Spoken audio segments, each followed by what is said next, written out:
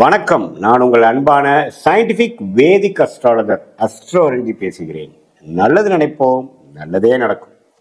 இந்த வீடியோவில் நம்ம என்ன பார்க்க போறோம்னா, மிதுன ராசிக்காரர்களுக்கு ஆகஸ்ட் 2026 எத்தகைய ஒரு மாத பலாபலன்கள் நிறைந்த ஒரு மாதமாக இருக்க போகுதுங்கிறத சயின்டிபிக் வேதிக் அஸ்ட்ராலஜி முறையில் எதையும் மிகைப்படுத்தாமல் உள்ளது உள்ளவாறு டிகிரி அடிப்படையில் நம்ம பார்த்து இந்த அருள்வாக்கு சொல்ற மாதிரியோ இந்த பரிகாரம் அப்படிலாம் போகாமல் மூட நம்பிக்கையில போகாமல் ஒரு ஜாதகத்திலையும் ஒரு கிரகம் இப்படி இருக்கும் பொழுது, அதே மாதிரி உங்களுடைய ராசிக்கு இந்தந்த கிரகம் இது மாதிரி இடத்துல வரும் பொழுது எது மாதிரியான ஒரு பொது தாக்கத்தை கொடுக்க போகிறது அப்படிங்கிறத நம்ம இந்திய வேத ஜோதிட அடிப்படையிலான ஒளி தத்துவம் பிரகாரம் அறிவியல் சார்ந்த முறையில நம்ம பார்க்க போறோம். இப்ப பாருங்க, மிதுன ராசிக்கு பாருங்க எப்படி இருக்கு அமைப்பு அப்படின்னா, சனி 10ஆம் இடத்திலே நீடித்திருக்கிறார். தொழில் ரீதியாக வேலை ரீதியாக பல புரட்சிகளை செய்து கொண்டிருக்கிறீர்கள். ஒரு வருஷமா பல முயற்சிகள் ஆகுது, சிலது பேக் ஃபயர் ஆகுது, சிலது ஜெயிக்கிறீங்க, சிலதெல்லாம் முன்னேற்றங்கள் நல்லா போகுது. அது மாதிரி விஷயங்கள் கொடுக்கக்கூடிய சனி 10ல் நீடித்திருக்கிறார்.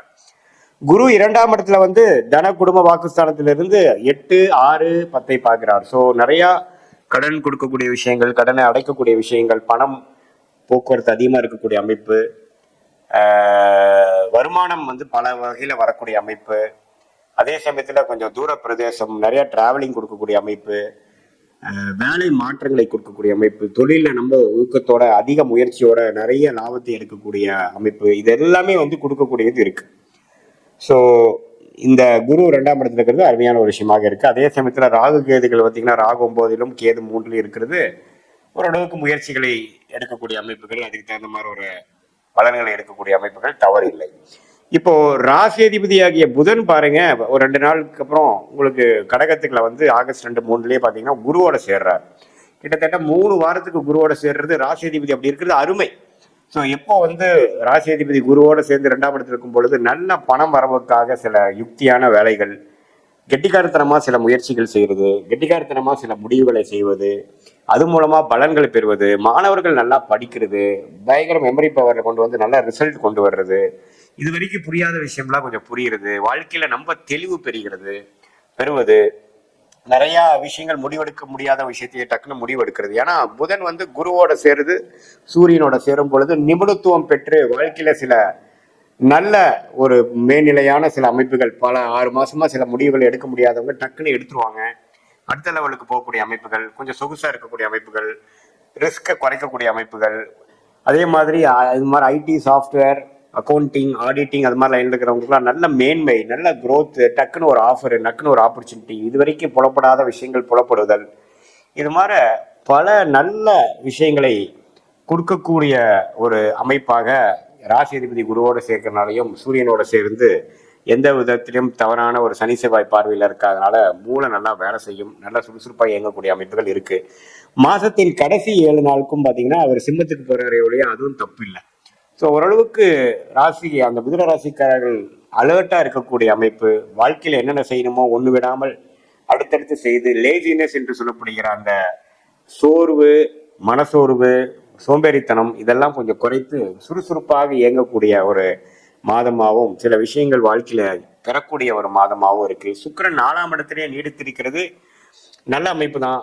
இது மாதிரி வீடு, வண்டி, வாகனம் விஷயத்துல கொஞ்சம் கேர்ஃபுல்லா இருக்கணும். ஏன்னா சுக்கிரன் சனி பார்வையும் பெற்றிருக்கிறார், செவ்வாய் பார்வையும் பெற்றிருக்கிறார். ஸோ வீடு, வண்டி, வாகனம், தாயார் விஷயத்துல கொஞ்சம் கேர்ஃபுல்லா இருக்கணும். கொஞ்சம் வண்டி சேதாரமாக இருக்கோ, அது மாதிரி விஷயங்களோ அது மாதிரிலாம் இருக்கு. ஸோ கொஞ்சம் எல்லாத்துலேயுமே நீங்க ஒரு வீடு, வண்டி, இது மாதிரி இம்மூவபிள் ப்ராப்பர்ட்டிஸை கொஞ்சம் கரெக்டாக மெயின்டைன் பண்ணிக்கங்க. அதுக்கு சம்மந்தப்பட்ட விஷயங்களை பாதுகாத்து கொள்ளுங்கள். அதுக்கு வேணுங்கிற டாக்குமெண்ட்ஸ், அதுக்கு வேணுங்கிற இன்சூரன்ஸ், அது மாதிரிலாம் போட்டுக்கங்க. ஏன்னா கரெக்டாக ஒரு சுக்கிர திசையே நடந்துட்டு இருக்கிற டைம்ல இது மாதிரி சனி செவ்வாய் தாக்கத்துல சுக்கிரன் நீச்சமா இருக்கும் பொழுது சிலதெல்லாம் கொஞ்சம் தவறான கைமீறி போகக்கூடிய அமைப்புகள்லாம் இருக்கு. ஸோ அது கொஞ்சம் கேர்ஃபுல்லா இருக்கக்கூடிய அமைப்புகள். மற்றபடி பயப்படுறதுக்கு ஒன்றும் இல்லை.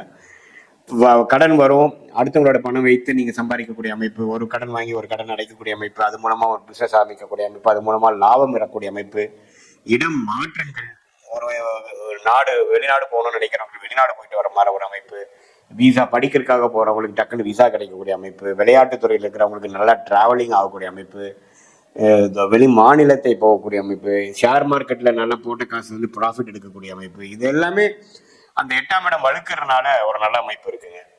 ஸோ பேச்சு மூலமாக பொழைக்கக்கூடியவர்கள், சொல்லிக் கொடுக்கும் வேலையில் இருக்கிறவங்க, இது மாதிரி கன்சல்டிங் வேலையில் இருக்கிறவங்களுக்கெல்லாம் நல்ல முன்னேற்ற பாதை அமைக்கக்கூடிய ஒரு காலகட்டமாக இந்த ஆகஸ்ட் 2026 மிதுன ராசிக்காரர்களுக்கு எல்லாமே ஓவராலா தொழிலா இருந்தாலும் சரி, அவங்களுடைய அந்தஸ்தா இருந்தாலும் சரி, அவங்களுடைய வருமானம் பொருளாதாரமா இருந்தாலும் சரி, இன்னும் கொஞ்சம் கடன் முழுசா முடிக்க முடியலனாலும் அடுத்த ஸ்டேஜ் நல்ல ஏர்னிங் இன்க்ரீஸ் பண்ற மாதிரி சில விஷயங்கள்லாம் வந்து பாசிட்டிவா நம்ம செய்து ஒரு ஃபியூச்சர்ல ரொம்ப லாங் ஸ்டாண்டிங்கா நம்ம ஜெயிக்கிறதுக்கு வேணுங்கிற ஃபவுண்டேஷனை செய்யக்கூடிய அமைப்புகளை நிறைந்ததான ஒரு மாதமாக மிதுன ராசிக்காரர்களுக்கு இது ஆகஸ்ட் 2026 இருக்கு. இது பொதுவான பலன்களை தவிர உங்களுடைய ஜென்ம ஜாதகத்துல எது மாதிரி தசாபுக்திகள் போய்கொண்டு இருக்கிறது, நீங்க எந்த லக்னத்துல பிறந்தீங்க அப்படிங்கறது திருக்கணித பஞ்சாங்கத்துல உங்க பிறந்த தேதி, பிறந்த நேரம், பிறந்த உரை வைத்து நம்ம போட்டு பார்த்து அதுல என்ன மாதிரி ஒரு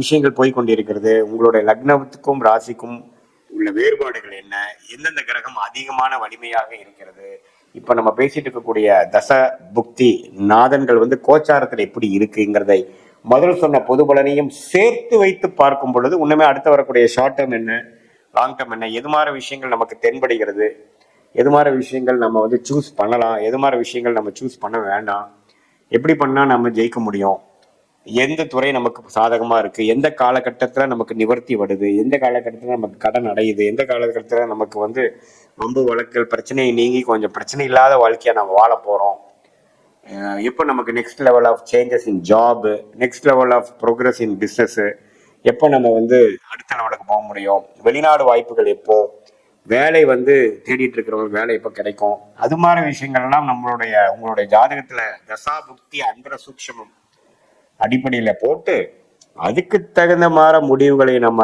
இந்த சயின்டிபிக் வேதிக் அஸ்ட்ராலஜி முறையில நம்ம ஜோதிடம் பார்க்கும் பொழுது எடுக்கும் பொழுது உங்களுக்கே வந்து கிளாரிட்டியோட எப்படி போயிட்டு இருக்கு, நம்ம பாஸ்ட் லைஃப் எப்படி, இப்ப ப்ரெசென்ட் எப்படி போயிட்டு இருக்கு, அடுத்தது நம்ம எதை நோக்கி நம்ம வாழ்க்கையை நகருதுங்கிறத ஒரு கிளாரிட்டி தெரிஞ்சிட்டோம்னா கண்டிப்பா நம்ம போராட்டங்களை எதிர்த்து நம்மளுடைய பிரச்சனைகளை நாமளே எப்படி சந்திக்கிறது, எந்த நேரத்தில் எப்படி நம்ம வேகமா போகலாம், எந்த நேரத்தில் நம்ம கொஞ்சம் அடக்கி வாசிக்கலாம், எந்த மாதிரி கர்மா நமக்கு தெரியுதுங்கிறத தெரிஞ்சு அதுக்கு தகுந்தமான முயற்சிகளையும் வாழ்க்கை திட்டத்தையும் அமைக்கும் பொழுது தேவையற்ற பண விரயங்கள், தேவையற்ற சமய விரயங்களை தவிர்த்து வாழ்க்கையில் எப்படி எந்த நம்மளுடைய கர்மாவின் பலன்களை நாமளே தெரிந்து கொண்டு தேவையற்ற ஒரு எதிர்மறையான விளைவுகளை தவிர்த்து வாழ்க்கையில் எளிதில் வெற்றி பெற முடியும் என்று சொல்ல விரும்புகிறேன். மீண்டும் மற்றொரு காணொலியில் சந்திப்போம். நன்றி, வணக்கம்.